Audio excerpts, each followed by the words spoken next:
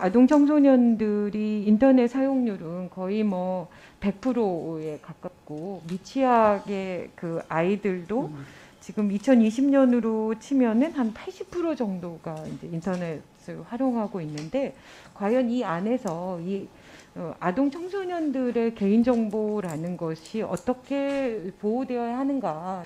미국과 또 영국, 특히 영국 사례의 경우에 보면 아주 구체적으로 상세하게 아동 청소년들이 보호될 수 있는 환경을 사업자가 만들 수 있도록 아주 구체적인 가이드라인을 만들어 놓고 있거든요. 아동 청소년들이 실제로 본인의 그런 개인 정보 주체권에 대한 인식을 할 수 있도록 교육이 좀 이루어져야 될 것 같은데,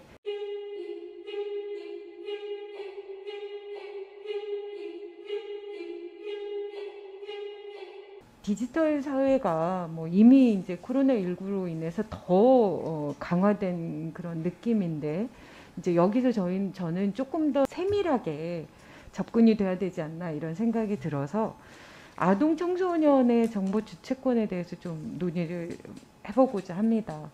그러니까 실제로 아동 청소년들이 인터넷 사용률은 거의 뭐 100%에 가깝고 미취학의 그 아이들도 지금 2020년으로 치면은 한 80% 정도가 이제 인터넷을 활용하고 있는데, 과연 이 안에서 이 아동 청소년들의 개인정보라는 것이 어떻게 보호되어야 하는가, 이런 부분들을 좀 더 고민을 좀 해주시면 좋지 않을까 이런 생각이 들었습니다.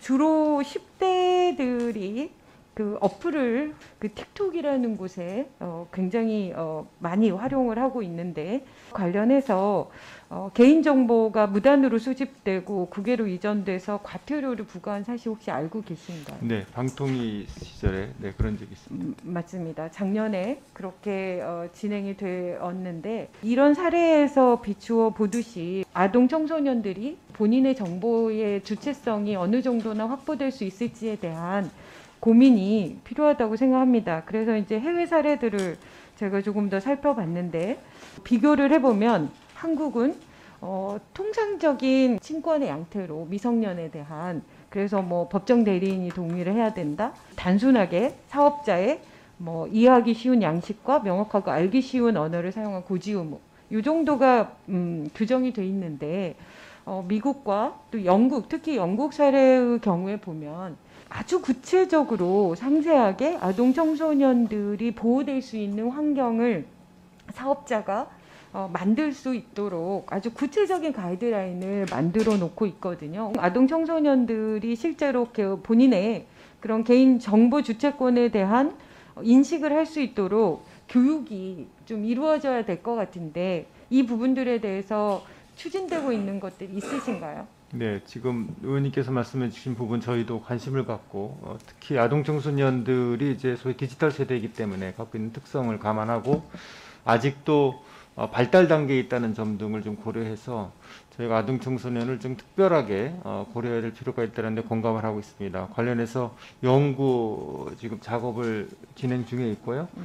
그것이 나오면 가이드라인을 일단 올해 안에 만드는 것을 목표로 하고 있습니다. 그 과정에서 관계부처, 뭐 여성가족부라든지 아니면 교육부 등과 협의해서 교육 프로그램도 같이 좀 구상을 해보면서 저희가 이 부분에 관한 좀 적극적인 대책을 만들어서 나가도록 그렇게 하겠습니다. 사실은 아동 청소년들이 에게 미치는 영향이 훨씬 더 크고, 어쩌면 지금의 우리 세대보다는 그 세대들이 이제 디지털 사회든 인터넷을 활용한 다양한 그런 역할들을 할 수 있기 때문에 어쩌면 가장 필요한 게 그 아동 청소년들이지 않을까 이런 생각이 들어서, 조금 더 집중해서 그쪽의 교육과 또 인식의 개선이나 이런 부분들을 좀 해주시면 좋겠다 이런 생각이 들고, 특히 이제 뭐 게임이든 이런 다양한 커뮤니티 안에서 그런 개인 정보에 대한 이런 것들도 함께 좀 고민될 수 있도록 그 협업하는데 위원장님께서 적극 좀 해주시면 어떤가 이런 생각을 해봤습니다. 네, 의원님 감사드리고 한 가지만 제가 조금만 부연 설명드리면, 그 아동 청소년이 갖고 있는 그 소위 디지털 세대로서의 특성이 영국에서 소위 연령 적합 설계라고 하는 내용을 보면 제가 제일 크게 감명을 받았던 부분은 아동들의 최선의 일, best interest of children이라고 하는데요.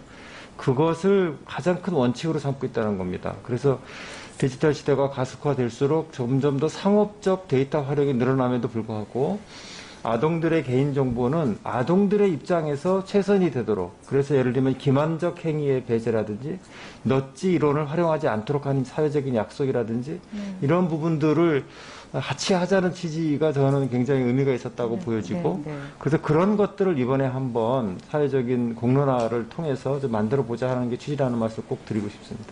쉽지는 않을 수 있다고 생각하지만 다양한 그 기업들에게도 이런 부분들을 네. 좀 모아서 실제로 그 컨텐츠를 양산하는 그런 곳들이니까 네, 맞습니다. 그거를 만들어내는 개발자들도 네. 이런 문제들에 대해서 한 번쯤 같이, 고민을 네. 해보는 거 이렇게 기회를 주는 게 저는 너무 중요할 네. 것 같고 거기에 이제 개인정보보호위원회의 역할이 있다 네. 이런 생각을 하는데 현실은 어떤가요? 현실은 컨트롤 사실은 타워로서. 충분히 고려되어 있지 못하고 네, 오히려 어떻게 보면은 그 아동들이 사실은 쉽게 그러한 앱이라든지 이런 서비스에 영향을 받기가 쉬움에도 불구하고 그런 부분들에 대한 충분한 고려 없이 만들어지는 그런 부분들 그리고 아동들의 정보가 부모들이 이제 소위 쉐어렌팅이라고 그래가지고 부모가 아동의 개인 정보를 함께 SNS에 올림으로써 나중에 여러 가지 좀